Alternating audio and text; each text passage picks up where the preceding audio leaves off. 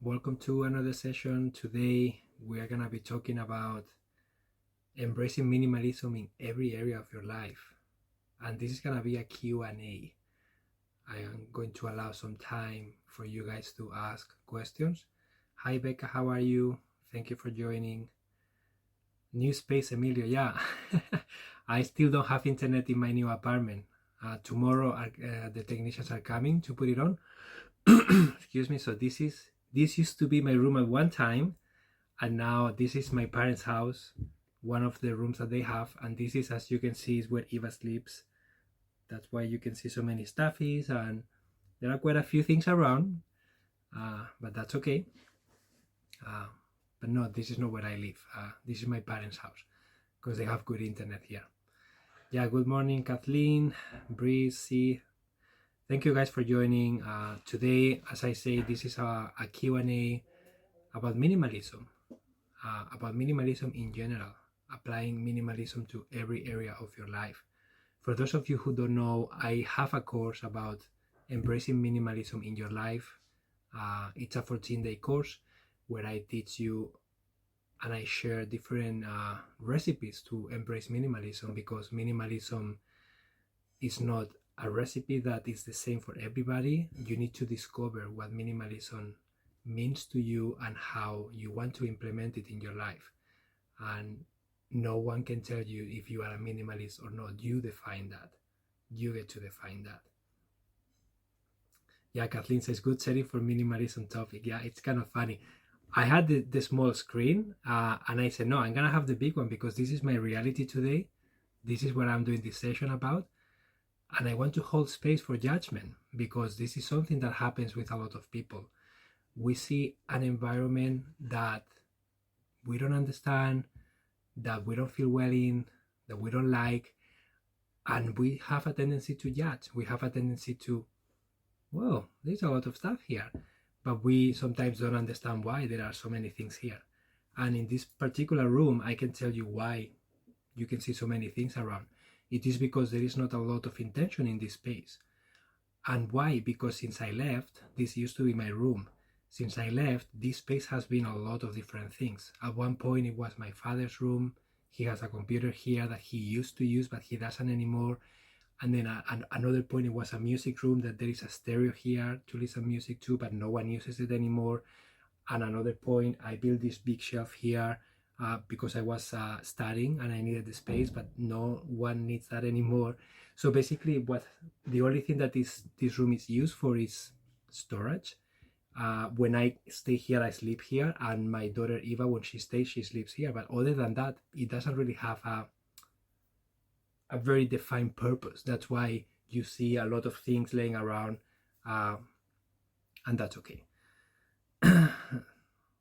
You can just tell us if those are your stuffies.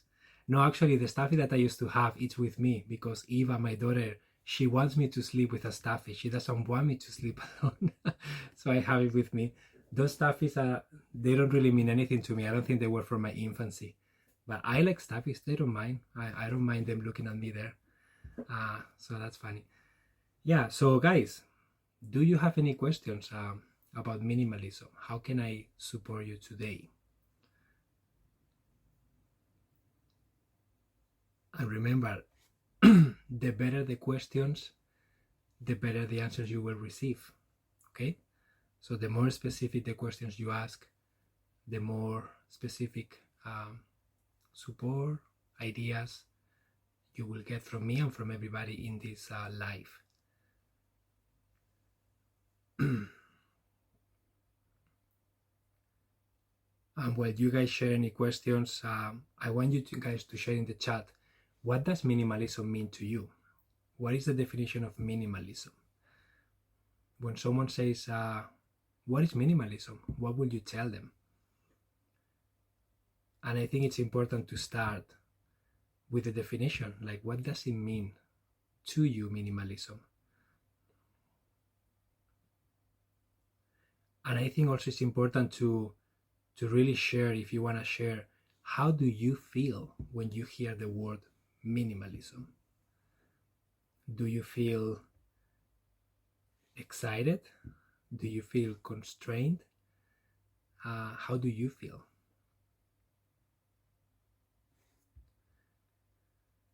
So Christine says, how do you view minimalism when it comes to hobbies? Like, how can you be a minimalist but have a bunch of sport equipment or crafting stuff or instruments or whatever?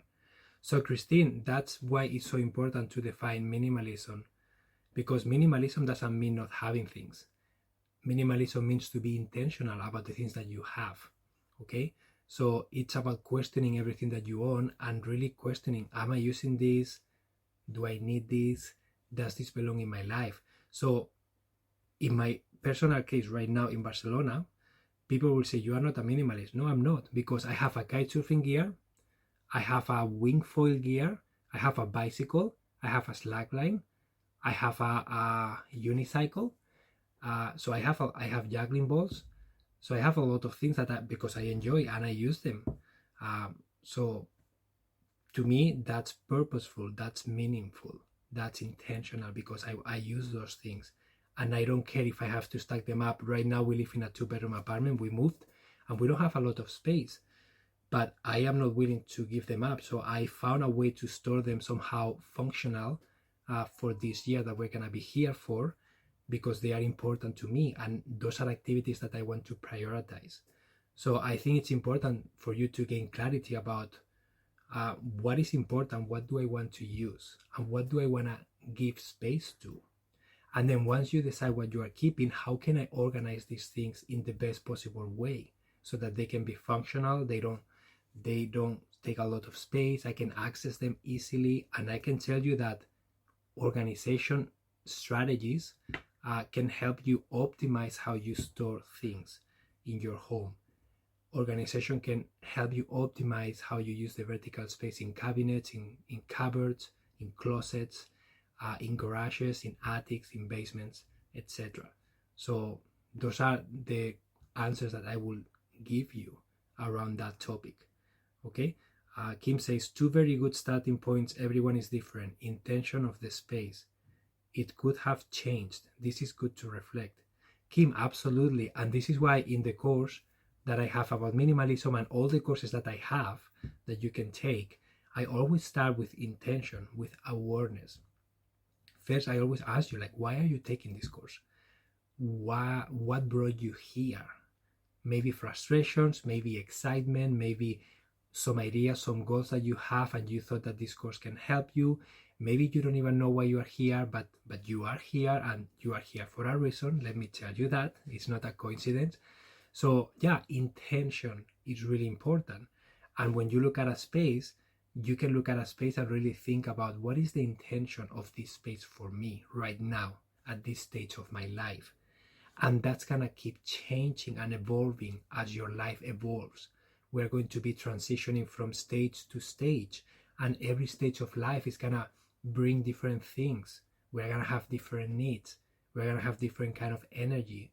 We're gonna have different priorities, and our spaces need to reflect that. So that's why sometimes physical clutter appears when we lack time, we lack clarity, we lack energy to cope with those transitions that life throws at us. And we don't have enough time to react, to adjust, to even think about, how can I set this space differently now with my current needs, not with the needs I had 5 years ago, 10 years ago. So yeah, intention is really, really important. Minimalism is having only one storage unit instead of 2. That's a good definition, man. If that works for you, that can be your definition of minimalism, right? I don't think I agree with it, but that's fine.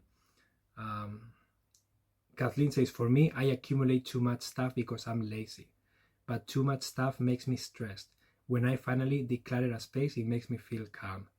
So Kathleen, it's good awareness. I will invite you to use, stop using words like lazy. Like, there is always a reason why you do or don't do something.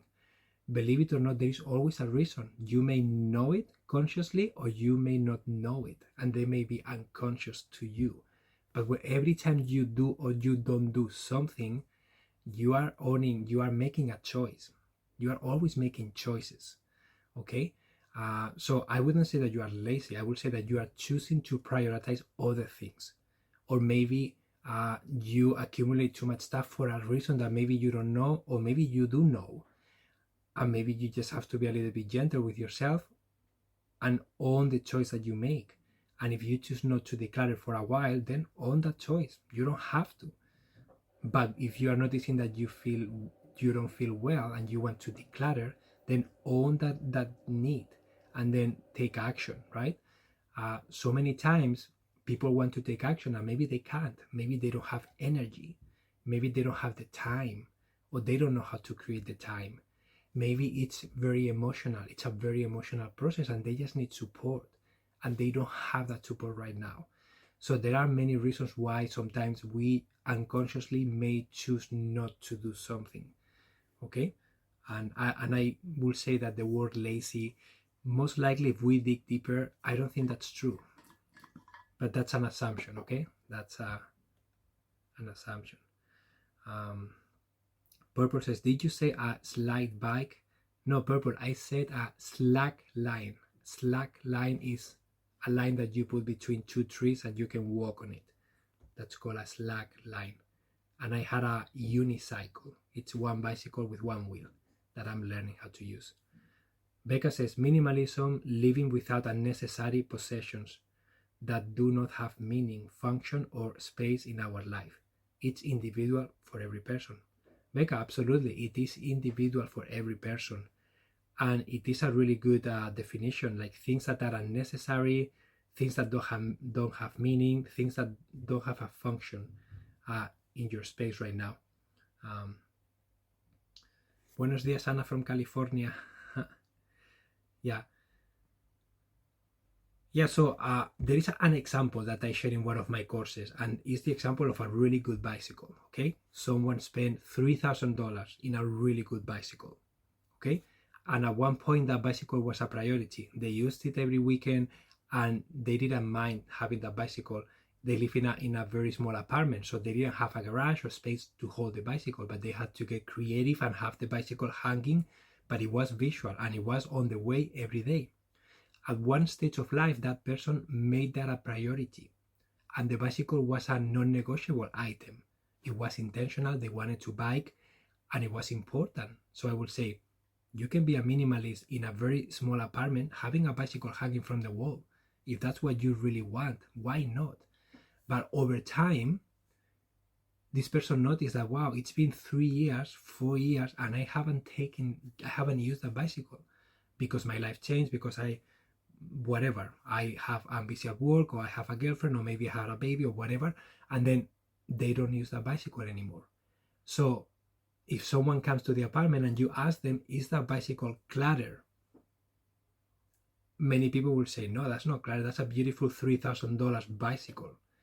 But for that specific person at that specific time of their life, that $3,000 bicycle, it is clutter, because it no longer fits what they want to be doing. It is their choice. So then they needed to get over the idea, accepting, like, I need to sell this bicycle, I need to give it away. It no longer serves me. It no longer fits in my life, because I don't want to bike anymore. It's not something I want or choose to do. So as you can see, it's very blurry, and every person is going to make a different choice in that specific example. And the judgments that are going to come from each of you, if I were to ask you, are going to be different about, is that bicycle clutter? Is that person a minimalist having a bicycle hanging on the wall in a small apartment? Well, every person is different, and I will always say the same thing. It doesn't matter what others think. What matters is what you think, what you want. And then whatever you choose, own the choice. And for that person, at one point, that was being a minimalist, and that was intentional to keep that bicycle there, and now it's not. And it's okay to change. It's okay to evolve. So this is just one example with a very specific item.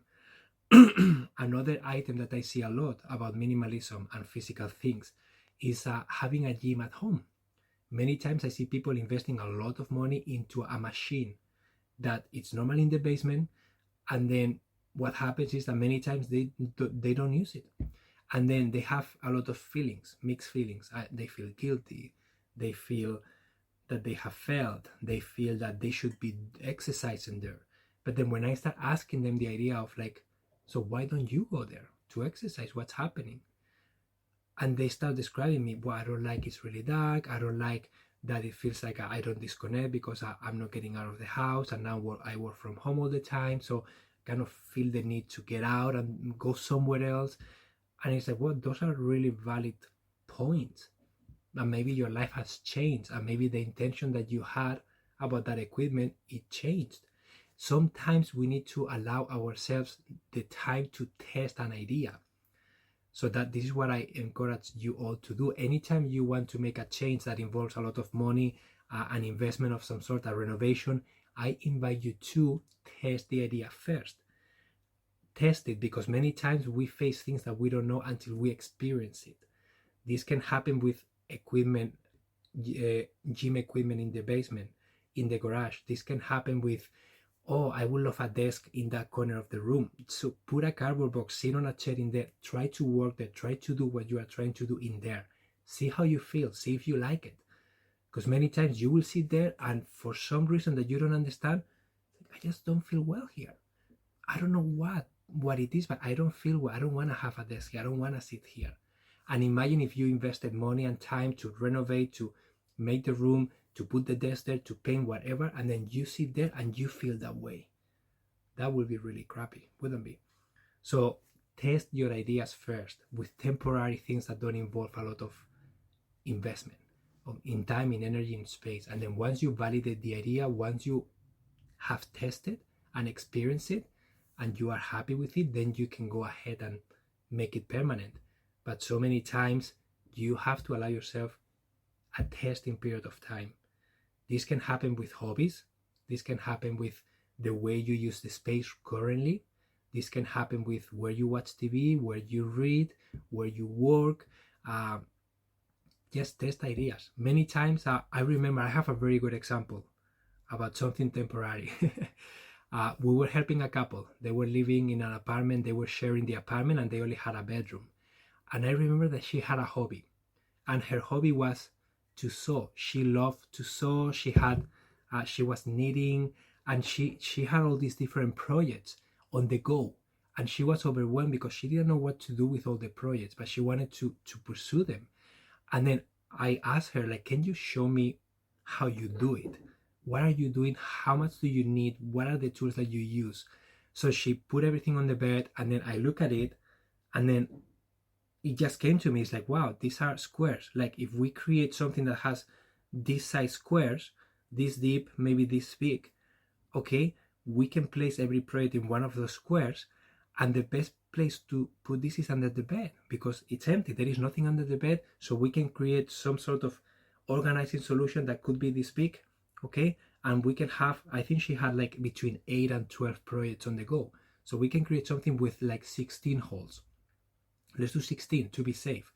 So what did I do? I just went outside, went to the garbage, grabbed cardboard, cut it with the X-Acto knife, and with tape and cardboard, I created a solution that recreated what she wanted. And I taped it really well so that it wouldn't come apart. And I told her like, hey, I want you to test this idea. If you like it, if you use it, if it's practical, then you can go out and you can buy something more permanent.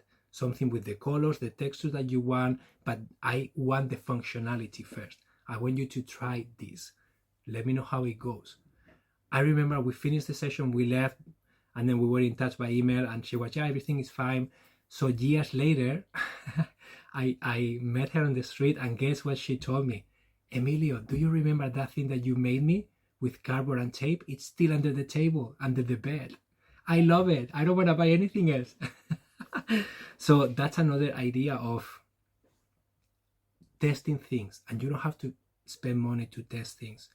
You can be resilient, you can be minimalist, you can be crafty, and you can make it fun. And many times functionality comes first, and then you can make it permanent, then you can invest, then you can make it beautiful, pretty, colorful, and whatever you need, you can beautify it. But the functionality always comes first. Don't forget that. Because if you have beautiful things that are not functional, you are going to keep being overwhelmed and frustrated and stressed because it didn't solve your problem. It looks beautiful, yes, but it's not functional. And many times we are looking for functionality first and then you beautify after, once you have a system that works for you. Okay? Beth says, I completely agree. My husband and I are considering renovating our kitchen. We have moved some appliances to see how it flows before we move cabinets and make it more permanent. Beth, absolutely. Wonderful that you are doing that. Another thing that I want to let you know, that we help a lot of people declutter.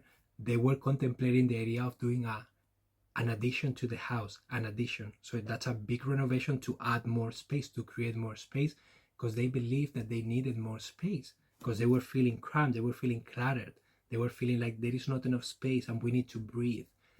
And I always tell them the same thing. Please let us the opportunity to help you declutter, and then you can decide whatever you want. But let's do the decluttering first. I can tell you that majority of the people that we help declutter, they are like very, very impressed with how much space we created, how much empty space it is after. And they are amazed at, wow, I can't believe I have so much space. I can't believe I had so many things that I didn't need anymore. And it's so good that now they are gone and now I know where things are and I may not need to do the renovation. So always start with the decluttering, always. Before you do a renovation, before you do anything permanent, always declutter first. Assess. When you are decluttering, what you are doing is you are questioning everything that you own. You are questioning what you do. You are becoming aware of the reality of your life. You are saying no to the things that no longer fit in your life and letting them go with love, finding a new home for them. You can sell them, donate them, give them to a friend, put it on the side of the road with a free sign, whatever you want to do, but they don't belong in your home anymore. And when you create that space, you are activating your home. You are bringing fresh energy. You are moving the stagnation that existed there. And then you are creating something new. And this is what I want to do here with my mom. Just for you to know, like I really want to do that with every space of their home because it needs it. The home has been stagnant for so long. And she's so happy to do it, but she just cannot do it alone. She doesn't have the energy, the idea, she doesn't know, and she's choosing to do other things, that's great. But stagnation is normal in spaces, especially the ones that you don't use on a daily basis. So let me see what you guys are saying. We move the coffee machine near our water filter, move the meal prepping items to a more logical place, etc. Amazing, Beth.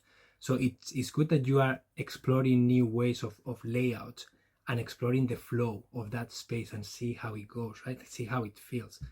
That's amazing. Kenya says, I'm having a hard time getting going with minimizing due to my time management since I seem to have so much to do each day that take priority. How do you recommend dealing with that? Kenya, honestly, if you can enroll in my intentional time management course, I get you, and that's why I created that course. Because many times I have people coming asking, I want to declutter my home, I want to practice more self-care, I want to embrace minimalism, I want to do this, this, and this, but I can't find the time. And finding the time is not easy. Finding the time can be very emotional, and there are so many strategies that you can explore, but it may be overwhelming. And there is a lot of mental and emotional processing that needs to happen. It's not only about a time management strategy only. It's not a logical thing only. It's also emotional and mental. So I will invite you to check my course, Intentional Time Management.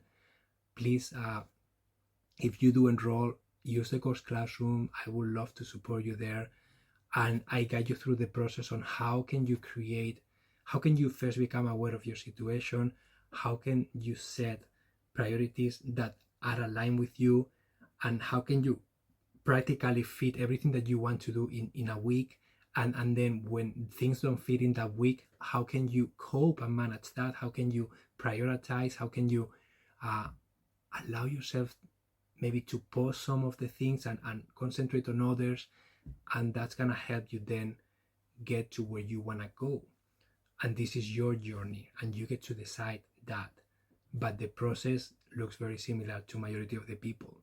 and that is becoming aware, creating clear intentions, exciting intentions, and then becoming aware of what's happening by tracking your time, and then creating an ideal week, or crafting and putting your intention into practicality on a day-to-day basis, and then reflecting, acknowledging what's happening, tweaking, testing, and testing again.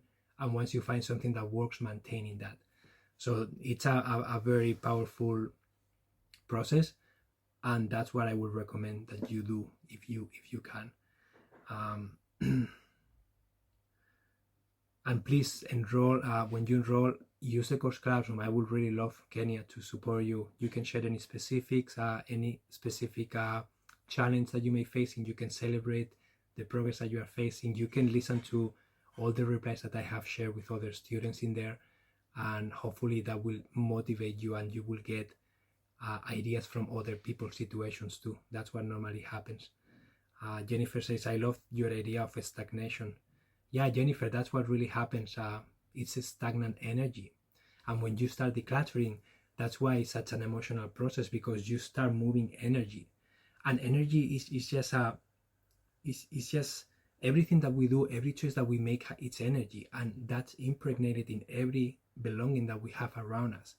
And if we haven't touched a belonging in a really long time, when we touch it, you are going to be somehow connecting with the energy of that object. So you're going to be connecting with the choice that you made. You're going to be connecting with where that item came from. You're going to be connecting with all the memories that that item may trigger in you. Sometimes are good memories, sometimes are bad memories, sometimes are traumatic memories. Maybe you find something from someone that is no longer here with you, and that triggers grief, or triggers like sadness.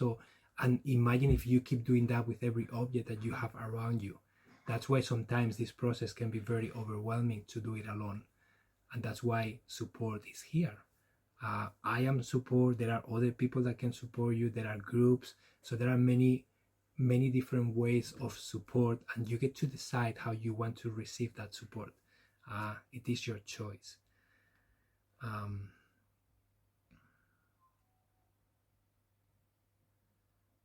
Let me see what you guys are sharing.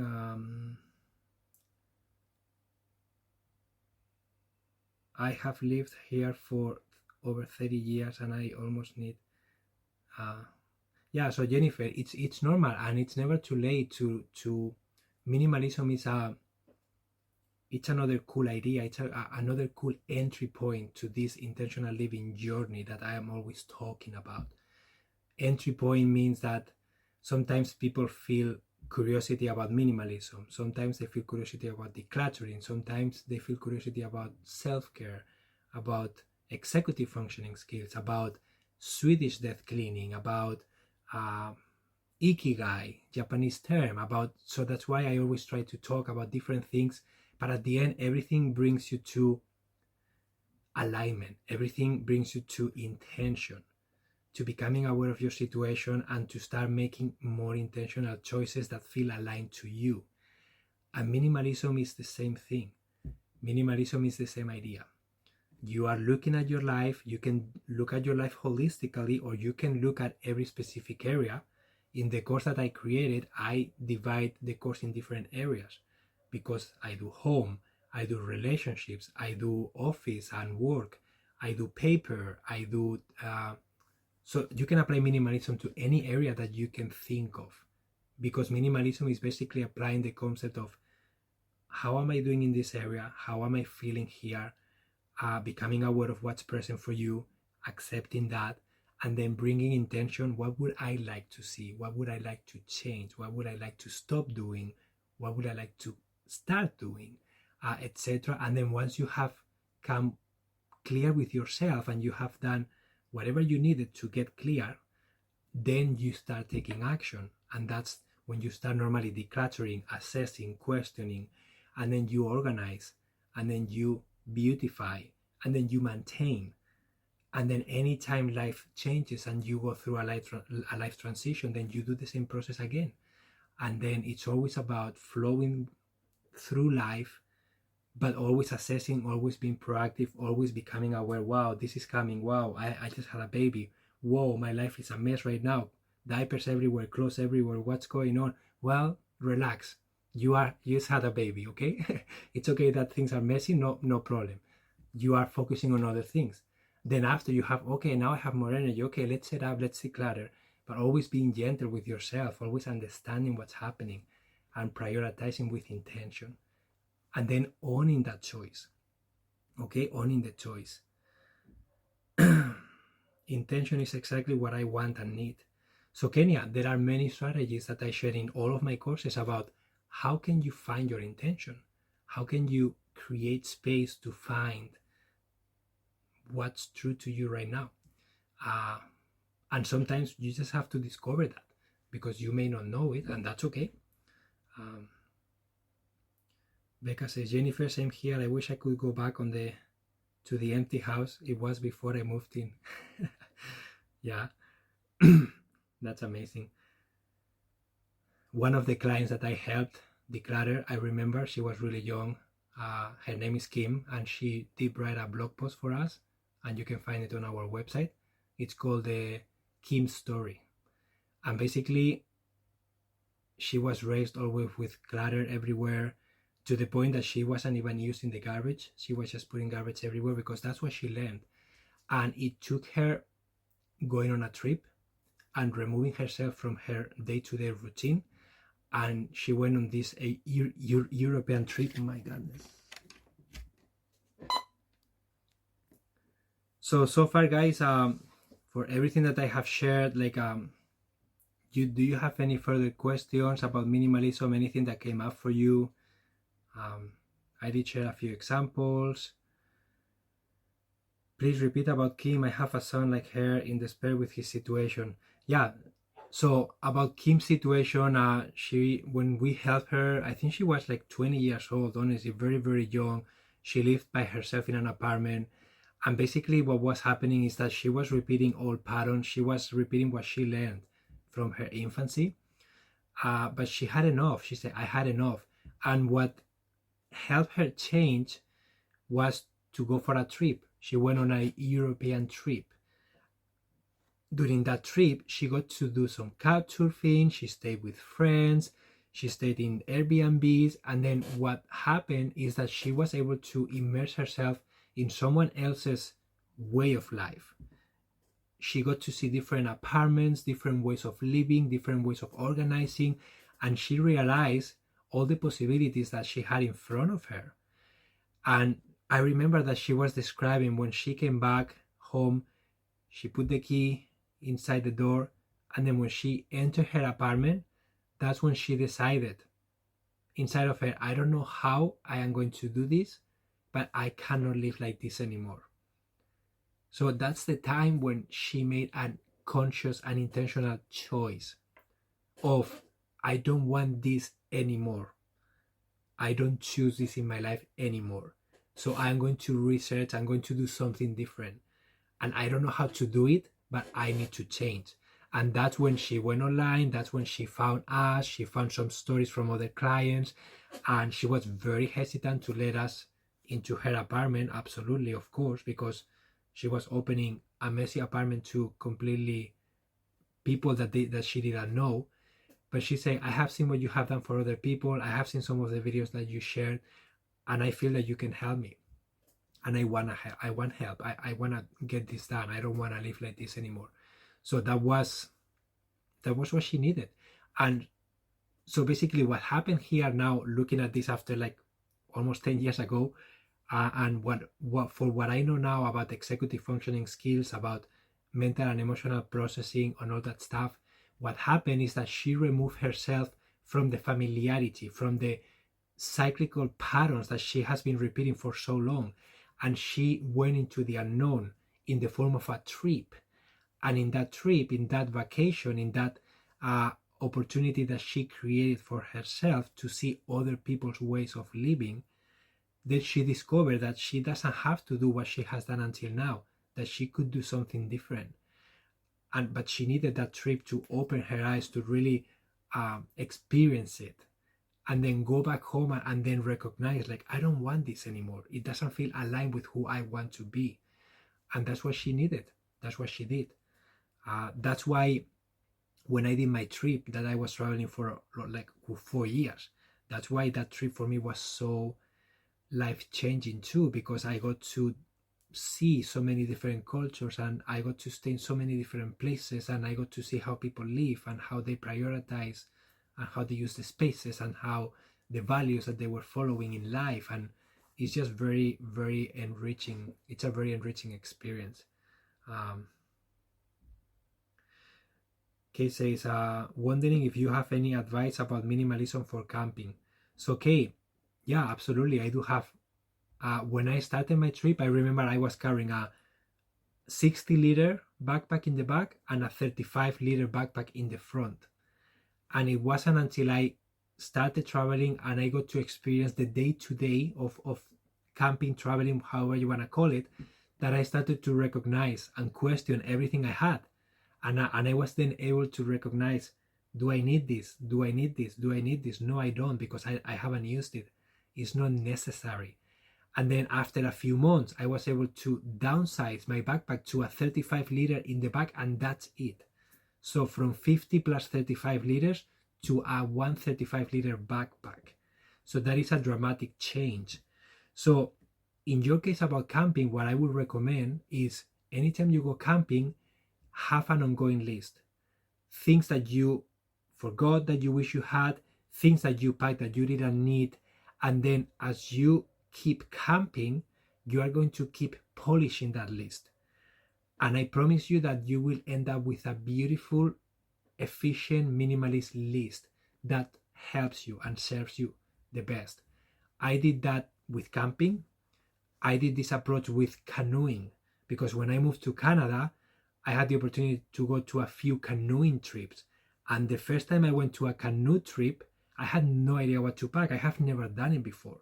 So I did a list, and then I packed what I thought. I asked people, but then I created that list. And then when I was in the trip, every day I was noticing I didn't need to bring this. So I went to my list and scratched it.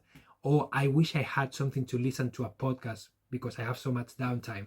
I brought it down. Oh, I wish I had this thing. I wish I didn't have this. And I kept polishing the list. And then by the end of that trip, I can tell you that I could take people canoeing, and I could lead them into a canoe trip not feeling that I'm not capable, because I have that list that I have experienced. So the secret here is to experience it and adjust as you experience it. Okay, so that's my recommendation for camping, how to apply minimalism to camping. And also it's really important to really understand what kind of camping do I want to do. Is it, when I was climbing and camping, I invested some money in something that was really small. Like I remember I had like a stove that is this big, honestly, and then it unfolds everything, and it was a beautiful stove, very efficient, and it was so compact. So I saw the value on spending extra money on that little device, because I knew I could use it in every trip I went to. So you can narrow down, like, how can I make this more efficient? Is it worth it for me to invest money in buying something smaller?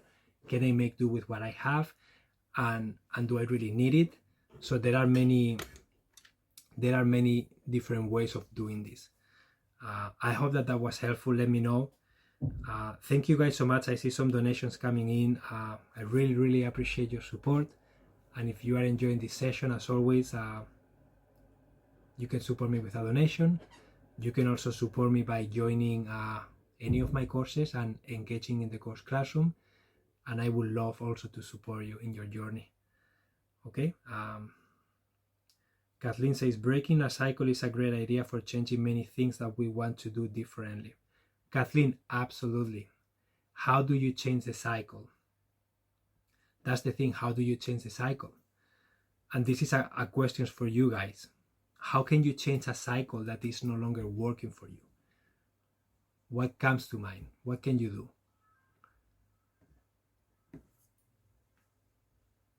And this is something that I also cover in my course about executive functioning skills. Like, what are the skills, the executive functioning skills that are involved in helping us get out of a pattern? How can we bring more presence, more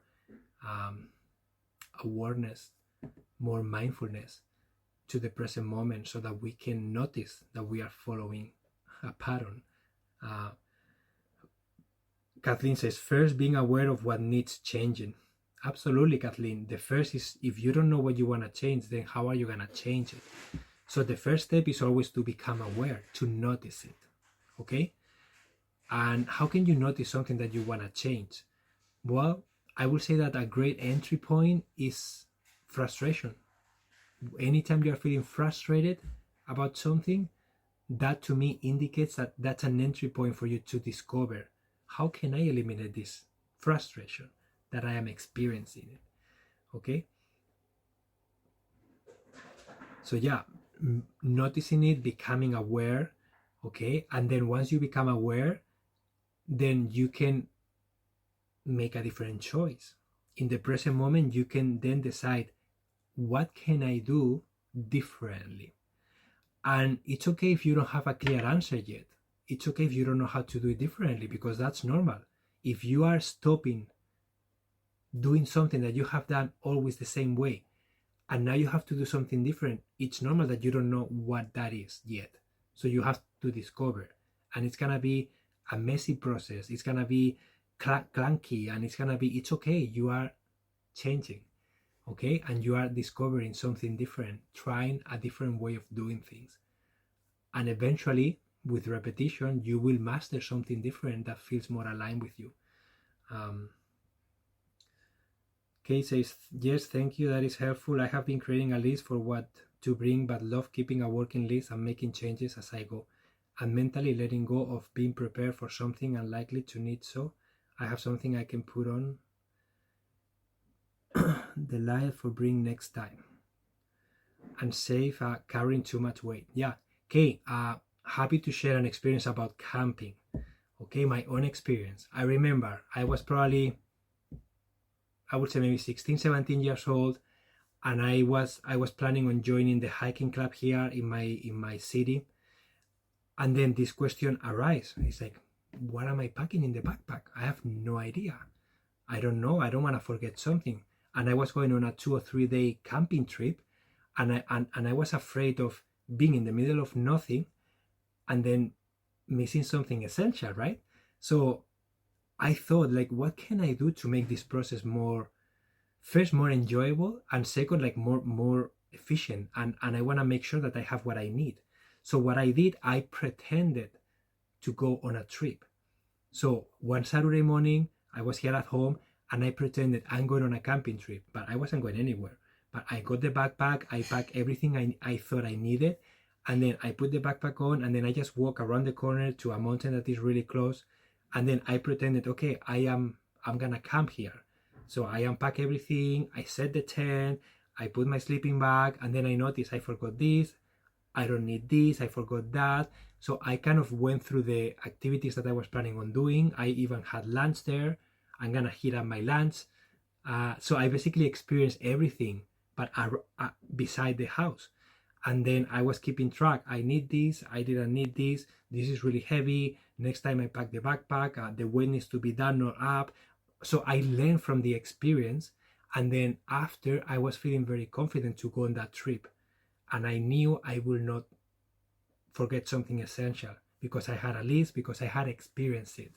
So that's something that you can also do. You can pretend that you are doing that, and you can run through the process, and then you can notice by doing it if you are forgetting something. That is a really powerful process that you don't have to do outside of the house. You can even do it at home if you want. Kathleen says, I have been trying to observe how I feel during the day and what I'm doing when I don't feel well. That helps me see what I need to change. Yeah, Kathleen, mindfulness, self-care. You are using your metacognition executive functioning skill. When you are doing that, you are coming to the present moment, you are becoming aware of what's present, and you are noticing what you are doing, how you are acting, how you are thinking.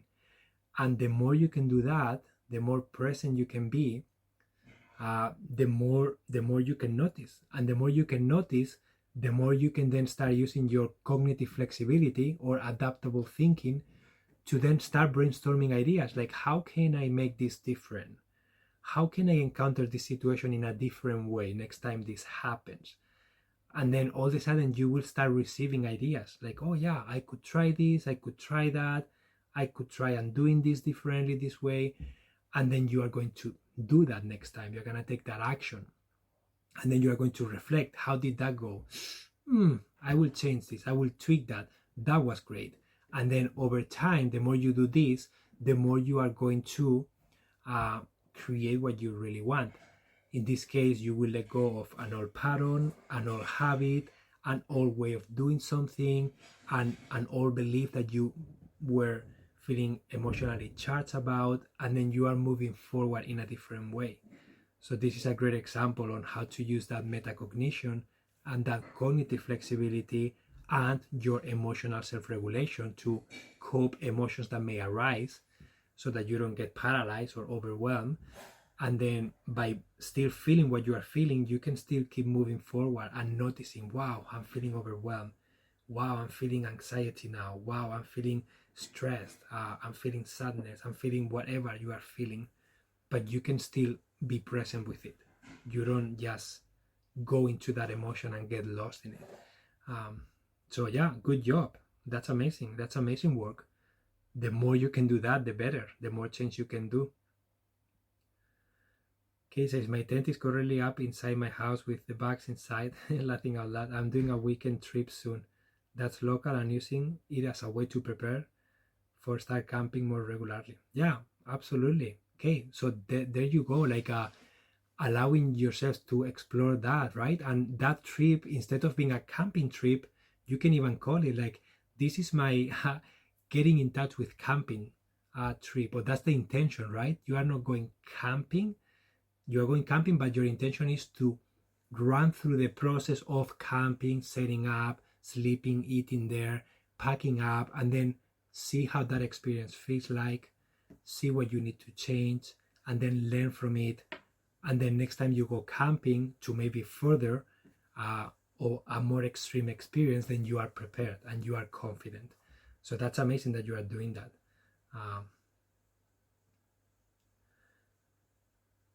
Kathleen says, I get my inspiration from you and the others in your sessions. Amazing, Kathleen. I'm happy. So guys, time is it's almost up. Let me know if you have any last minute questions before I leave.